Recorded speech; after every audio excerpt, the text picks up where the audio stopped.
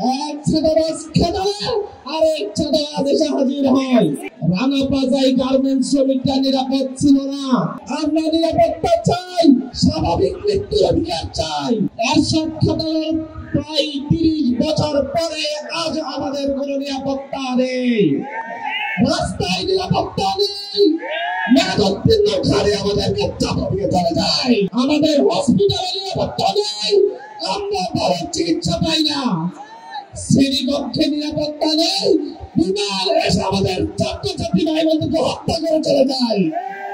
আমাদের নিরাপত্তা ঘরে নেই, সেখান থেকে ধরে নিয়ে গিয়ে গুম করে ফেলা হয়। আমাদের ব্যবসায়ীরা নিরাপদ নেই, তাদেরকে চালের অধীনে রাস্তায় পিটিয়ে হত্যা করা হয়। নিরাপত্তার জন্য, নিরাপদ বাংলাদেশের জন্য আমরা বারবার লড়াই করছি, জীবন দিচ্ছি, কিন্তু আমাদের দেশের মানুষের ভাগ্যের কোনো পরিবর্তন করছে না। এক ছাত্রাবাস খেদালে আরেক ছাত্রাবাস এসে হাজির হয়। আমরা যখন কথা বলি, আমরা যখন যেই বিধান আমাদের দেশকে নিরাপত্তা দেওয়ার কথা, সেই মেয়াদোত্তীর্ণ বিধান আমাদের জনগণকে হত্যা করে। আমাদের ডাক্তাররা আমাদেরকে নিরাপত্তা দেওয়ার কথা, কিন্তু মেয়াদোত্তীর্ণ ওষুধ ভ্যাকসিন দিয়ে হত্যা করে। পুরো দেশটাই দুর্নীতিতে ভরে গিয়েছে। তারপর যত ঘটনাই ঘটে, প্রতিটা ঘটনার পরে আমরা একটা শোক র্যালি করি, শোক যাত্রা করে, এরপরই শেষ। রানা প্লাজায় গার্মেন্টস শ্রমিকরা নিরাপদ ছিল না। আইন অমান্য করে রানা প্লাজা তৈরি করা হয়েছে। আমরা তাসলিম গার্মেন্টসের কথা ভুলে যাই নাই। সেখানে অগ্নিনির্বাপক ব্যবস্থা না থাকার কারণে শত গার্মেন্টস কর্মী নিহত হয়েছে। বাংলাদেশের রাস্তায় প্রতিদিন 100 জন নিহত হয় অ্যাক্সিডেন্ট করে। এই বাংলাদেশকে নিরাপদ করে গড়ে তুলতে আমরা এই প্রজন্ম আপনাদের সামনে এসে দাঁড়িয়েছি।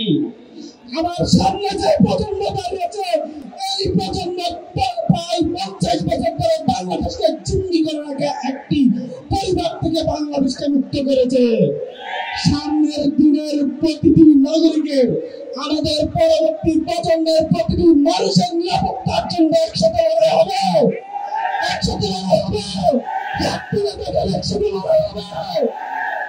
এনসিপির নেতৃত্বে আগামীর বাংলাদেশে যেন আর শোক যাত্রা করতে না হয়, মানুষের নিরাপত্তা দেওয়া হয়, সেই নিশ্চয়তা করা হবে ইনশাআল্লাহ।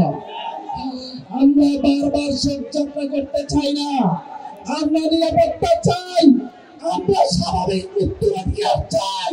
যেভাবে আমাদের মায়েরা স্বাভাবিকভাবে আমাদেরকে জন্ম দিয়েছেন, সেই অধিকার চাই। স্বাধীন বাংলাদেশে আমরা চাই কি?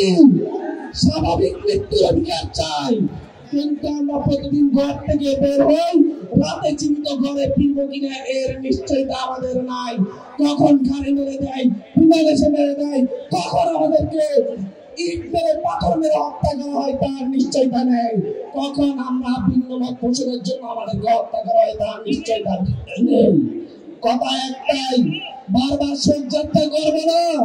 আমরা বলবো আজ থেকে আমাদের দাবি হবে একটা, এই বাংলাদেশের জনগণ, স্বাধীন দেশের জনগণ স্বাভাবিক মৃত্যু অধিকার চাই। স্বাভাবিকভাবে জন্ম নিয়েছি, স্বাভাবিকভাবে মরতে চাই, কোনো দুর্ঘটনায় মরতে চাই না।